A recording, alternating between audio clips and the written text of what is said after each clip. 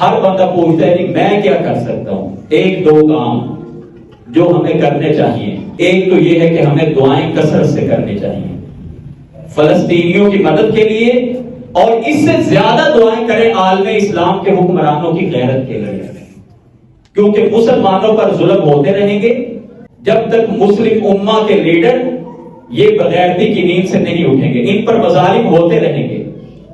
تو ایک تو دعا فلسطینیوں کے لیے کیجیے, اللہ ان کی مدد فرمائے, اللہ ان کا حامی و ناصر ہو جائے. اللہ تیرے اختیار میں ہے, تیری قدرت کے سامنے وَلَا يَنْصُرَنَّ اللَّهُ مَن يَنْصُرُهُ, مدد اسی کی ہوتی ہے جس کے ساتھ تیری مدد ہو جائے. اللہ مدد فرما. اور اللہ عالم اسلام کے حکمرانوں کو, افواج کو متحد بھی کر دے, بیدار کر دے, اور ان میں غیرت پیدا کر دے. سامعین مکرم, دوسری بات ذرا مشکل ہے لیکن ہماری پہچان اسلام ہے. وہ سماکم المسلمین, رب نے تمہارا نام مسلم رکھا ہے. مسلم اپنی پہچان رکھتے ہیں, اور ہمیں اللہ کے رسول نے فرمایا خالق الیہود. یہ دور جو معاشی بدحالی ہے اس کی وجہ سے بھی ہمارے بہت سارے مسائل پیدا ہو رہے ہیں کہ ہم معاشی طور پہ ان کا مقابلہ نہیں کر سکتے, اس لیے مسلمان اس جنگ میں شامل نہیں ہو رہے. وہ معاشی طور پہ بڑے مضبوط ہیں. ان کو معاشی طور پہ مضبوط کس نے کیا؟ ایک بڑا حصہ مسلمانوں کے. آپ نے پچھلے دنوں ایک خبر سنی کہ میکڈونلڈ جو ریسٹورنٹ ہے انہوں نے اسرائیل کے لیے فری کھانا بھیجنے کا اعلان کیا. اس بات کو ذرا وسیع پیمانے پہ سمجھیے گا. وہ غیر مسلم ہو کے ایک ظالم کی سرعام معاشی مدد کر رہے ہیں, اور ہم اپنا سرمایہ ان کی کمپنیوں کو, ان کے اداروں کو, ان کی مصنوعات خرید کے ان کو دے کے ان کو اور زیادہ مضبوط کر رہے ہیں. ہمارا اکثر ایک سوال ہوتا ہے, یہ پیپسی, یہ کوک, یہ جتنی مصنوعات بڑی بڑی ہیں, میں کسی ایک پہ ٹائٹل تو نہیں لگاتا, آپ کو ساری ان کی خبر مل جائے گی کہ ان کا موجد کون ہے. یہ یہودی عیسائیوں کی ساری کمپنیاں ہیں.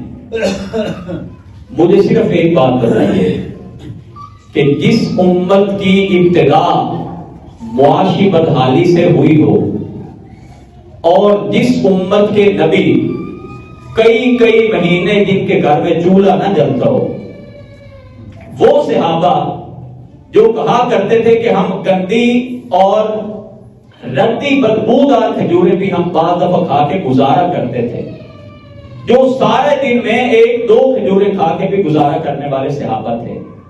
آج اس امت کا حال یہ ہے کہ یہ نہ پیپسی چھوڑنے کو تیار ہے, نہ کوک چھوڑنے کو تیار ہے, نہ ان کی مصنوعات چھوڑنے کو تیار ہے.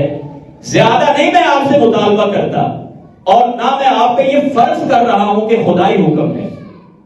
نبی کریم صلی اللہ علیہ وسلم کے دور میں غزوہ بدر سے پہلے جب کفار نے مسلمانوں کو بہت تنگ کیا, تو اللہ کے نبی صلی اللہ علیہ وسلم جتنے بھی کفار کے معاشی وفود جاتے تھے شام کی طرف تجارت کے لیے, آپ نے صحابہ کی فوجیں بھیجنا شروع کر دی کہ یہ دشمن کا جو وفد گزرے یہاں سے, ان کا رستہ ہم نے روکنا ہے. اور اس کا مقصد کیا تھا؟ معاشی طور پہ دشمن کو کمزور کیا جائے. اور غزوہ بدر سے پہلے جو ایک بڑا سبب پیش آیا تھا وہ حضرت ابو سفیان کا قافلہ تھا جو شام سے آ رہا تھا, اور صحابہ اس کے تعاقب میں نکلے تھے.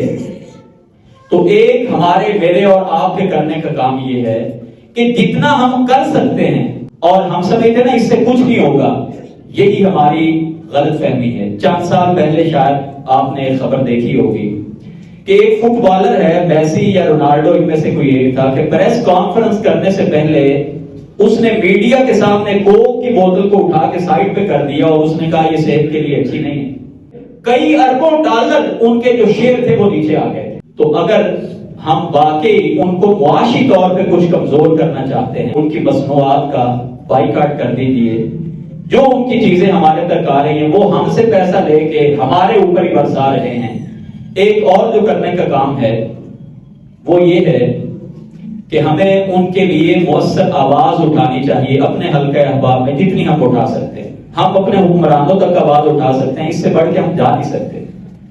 اب یہ دو تین کام ہیں جو ہم کر سکتے ہیں عملی طور پہ, یا ہم مالی طور پہ ان کی مدد کریں.